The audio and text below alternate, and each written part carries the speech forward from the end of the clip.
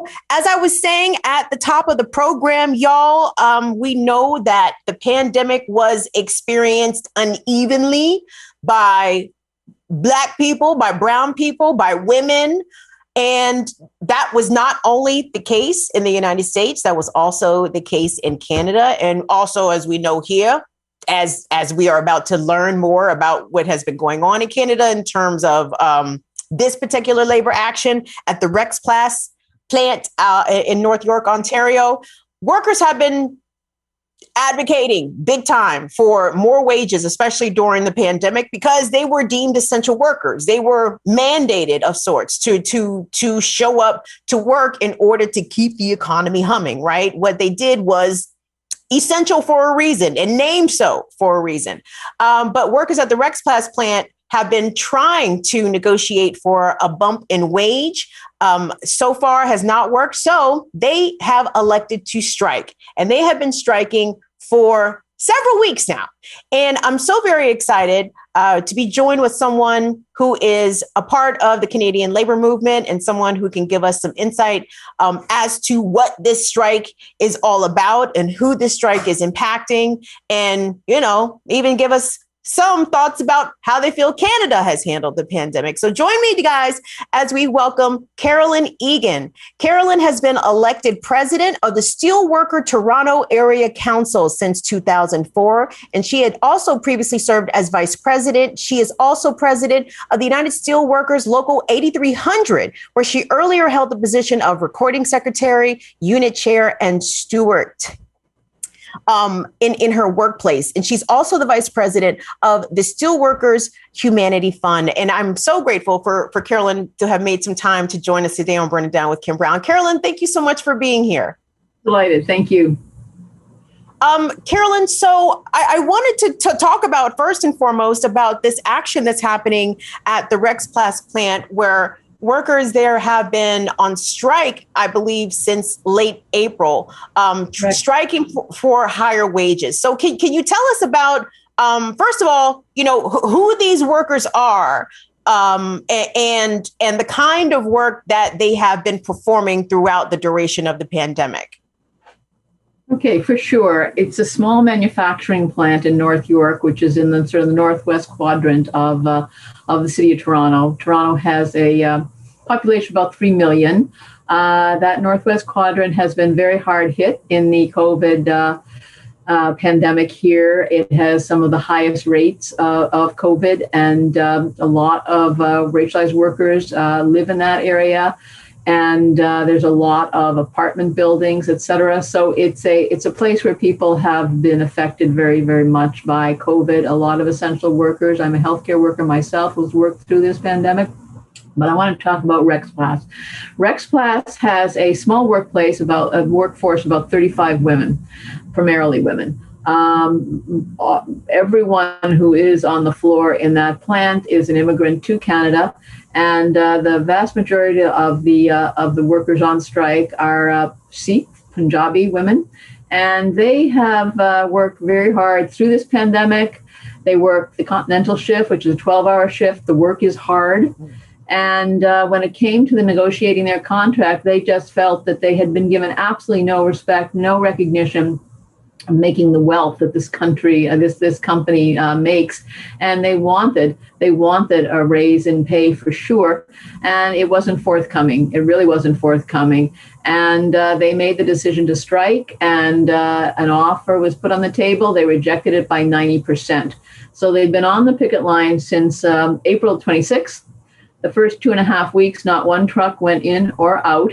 Then an injunction came down. The trucks can be held up for 10 minutes in and out. There are now also replacement workers, and that's a particularly interesting situation, which I can get into if you want. But we will be talking here about a company. Rexplas is part of a parent operation called Richard Packaging, and they are the largest manufacturer or I guess the largest in Canada and the third largest in North America of packing and distribution. They make and send out small bottles used for medical and other aspects of of salad dressings, other aspects of the manufacturing industry. And we had a situation there where it's a company that increased its revenue during COVID 21% specifically from COVID-related product. And we're talking 68 million there. And the company increased the bonuses to its executive by 150% in 2020.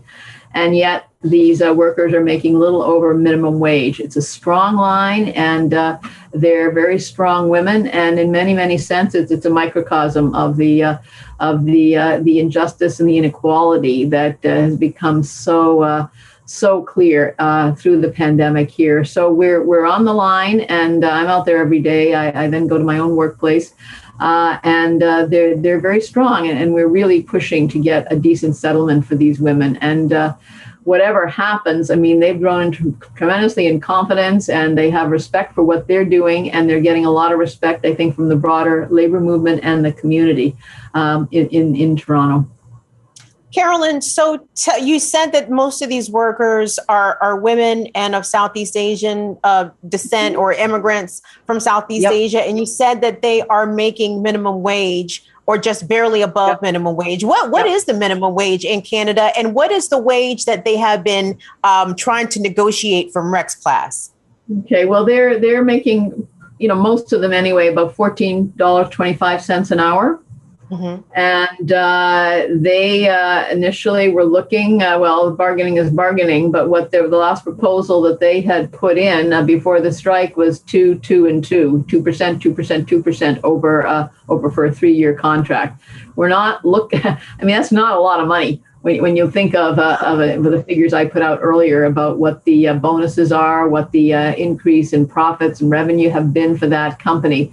And it would cost the company very, very little. And that's why we feel they're treating these women with absolute disrespect. It's not necessary. And I think it just tells you what people have been through during the pandemic and what we're going to be up against when we get out of this pandemic. We're slowly ebbing our way out of it. But the corporations, they're being very hard. I mean, in my own union, which is the United Steelworkers, up in Sudbury, Ontario, you may not be familiar, but it's a mining town. I mean, there are 2,600 miners out. They rejected by 70% a collective agreement we're trying to get against Vale, which is a big Brazilian multinational, trying to get concessions out of them. ArcelorMittal, which is the largest steel company in the globe, 2,600 went out in northern Quebec. And so we're seeing, I mean, I'm not saying there's a strike wave in this country, nothing like it, but nonetheless, people are fighting because they have to fight. They have no option but to fight. And we need to build as strong solidarity as we possibly can. Absolutely. And, 14.24, it's not really a livable wage, especially in an area so expensive as the Greater Toronto area. Toronto is pricey. It's called the high rent district. Pricey. Yeah. All over Toronto.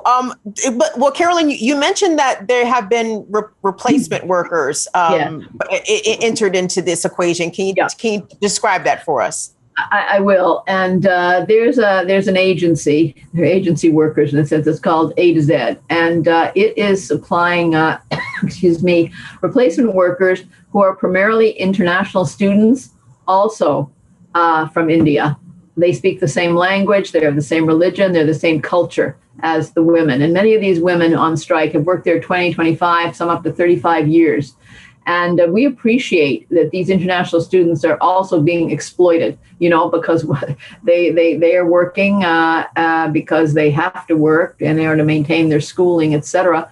And it's a very awkward situation. There have been some tensions there, but we do appreciate that they're being exploited. And we have tried very hard to connect with them, to talk to them, to try and provide other jobs. There's a lot of dialogue that's been going on between the strikers and between the replacement workers because we hold them up for 10 minutes before they go in, so they have to stand there, wait, and they're talked to. And We have been successful in some ways. Some of them have not come back. We've offered them other jobs. Security sector is organized by the United Steelworkers here, and we've offered to pay for their licenses to get a security job. You can get better pay, you can get better benefits. And just last Friday, we were able to convince one shift that was coming in the morning not to come in, and we drove them back to their homes. And when the other shift that was supposed to come in at night, they also were talked to and convinced not to go in. Now, that didn't maintain. It didn't maintain as we opened this week, but it's a very interesting dynamic, because we're not interested in divide and rule, whether workers organized or not organized. They're workers and they demand respect, and we're just trying to do all we can to convince them to provide solidarity, because the women whose jobs they're taking, at the ages of their mothers, their grandmothers, right? And we're trying to make that connection that they're being exploited, they're being used, and we can find them some other employment, which isn't going to take away the jobs that the women who are on strike, have been in for decades, many of them. So it's an interesting dynamic. It's an important dynamic. Yeah, and that's something that strategy that has long been employed by the elite, the ruling class, for a long time, to pit workers against each other, and it's a shame to see it enacted in this way. So, Carolyn, I'm curious about how the striking workers are faring. I mean, if they have been on strike since late April, and here we are close to mid-June, that's a long time to be going without a paycheck. So, tell us about how this strike is going for them. Yeah, well, we're when their take-home pay is about $450 a week, and they're getting strike pay of $400 a week, because we've been doing a lot of raising of money, and other unions have been very, very, very gracious in their solidarity, and it's allowed us. So, in economic terms, they're making less, but they're not making, so much less that it will make, and so that's terribly important. I mean, we've created sort of a compound there. We have, people who've had weddings for their kids, they've set up tents and all that, and chairs, and we've got a mobile trailer. We've got a whole compound there, and we bring food. I mean, some of the women are Portuguese. We're having a Portuguese food day next week. We've brought all kinds of food and energy, and we've had solidarity rallies there. And I think their morale is very good. I mean, it's very hard to stay out on strike forever. I mean, obviously, you want to get a settlement, you want to get back to work, and that's very important. But my own feeling is that these women are strong. They're doing it because they feel they have to do it. And I think another thing that I want to mention is most of these women come from farm families in Punjab and India. And many of them have brothers, uncles, nephews, etc., nieces, who have been very much involved in the farmer strike, the massive farmer strike that's been going on in India for quite a few months now. And they're taking on the government, the Modi government over there, and they're also taking on the corporations, because they're trying to corporatize the whole question of farming and drive the farmers down. So they're making real links to what's going on globally and the mass fightbacks that we're seeing in so many different countries in terms of their own. Because when we were first out there, they had USW, United Steelworker, on strike placards on their cars. They also had "We support the farmers" in India, and so those links, I think, are very clear. They know what people are up against in many, many areas of the world, and they see themselves, though it's a small strike, they see themselves as part of that struggle, which I think is hugely important and allows people the strength, to continue on and feel if they can do a victory here, they can win here, then this is something that could encourage others to take the step to strike, or whatever movement you might be in. So that's a big piece of it as well. Carolyn, obviously, workers have been impacted tremendously during the pandemic. People here in the U.S., grocery workers, for example, were advocating for hazard pay. In some instances, they got hazard pay briefly, but it was rescinded.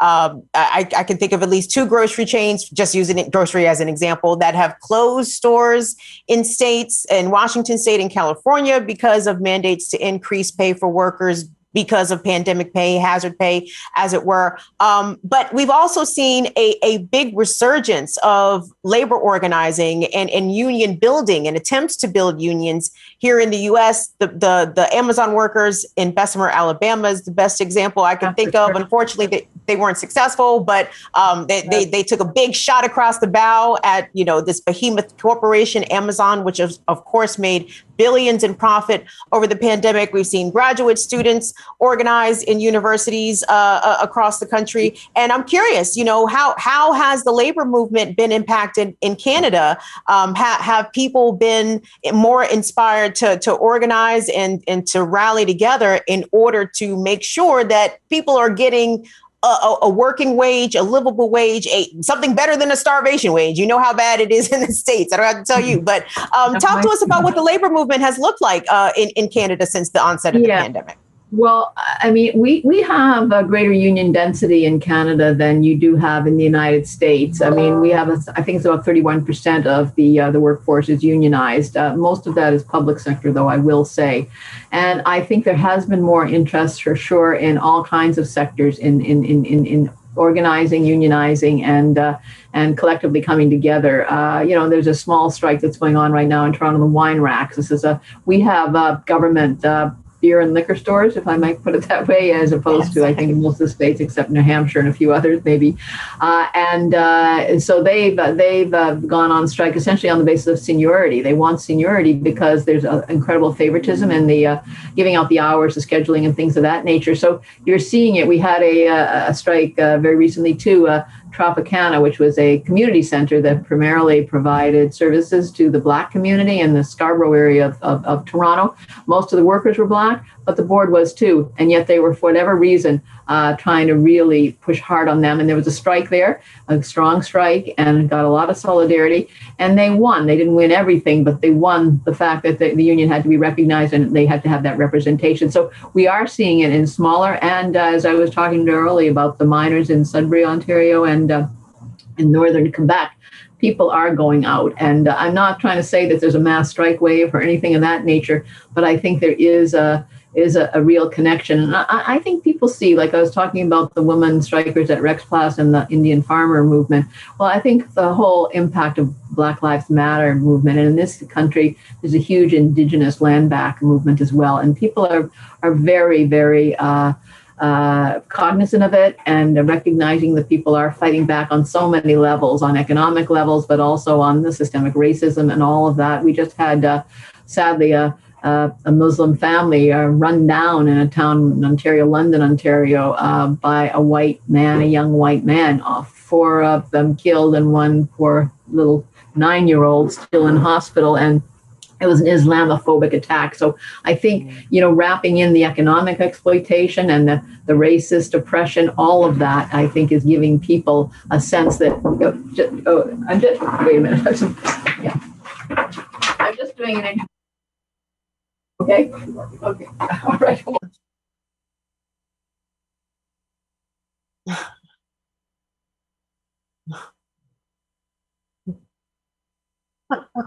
Sorry about that. So anyway, what I was saying, I think all of that, it comes together in a way that people just see something is very wrong. The center is not holding in many senses, and there has to be a real change. And all those connections are being part and parcel of what we're seeing here, and I'm sure in the United States as well.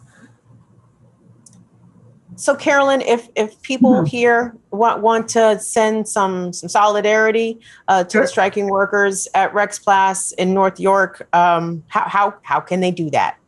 Well, if they can certainly send it to. I mean, I think that.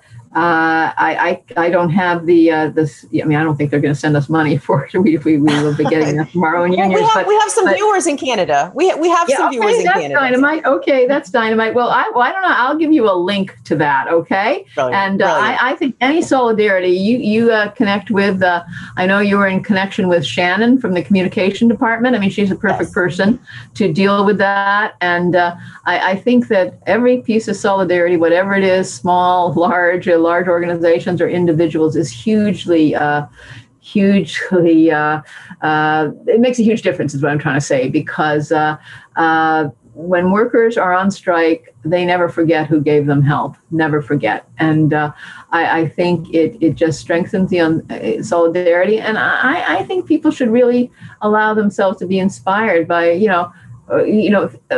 workplace actions like this, where just the ordinary worker just decides at one moment they're going to make a stand, and I'm going to stand with my fellow workers, and we're going to stand up against this employer who's been treating us like dirt. And it's just something it's just invigorating to the spirit. And I think it really builds confidence, because when they go back into that workplace, no matter if they win big or if they're not going to lose, because we're not going to take concessions, absolutely not. But they will go back into that workplace with a lot more confidence than they had earlier. And I think it'll be a changed workplace. I don't think there's any doubt about that. And thank you very much for getting in touch and providing the opportunity to say a little bit about it.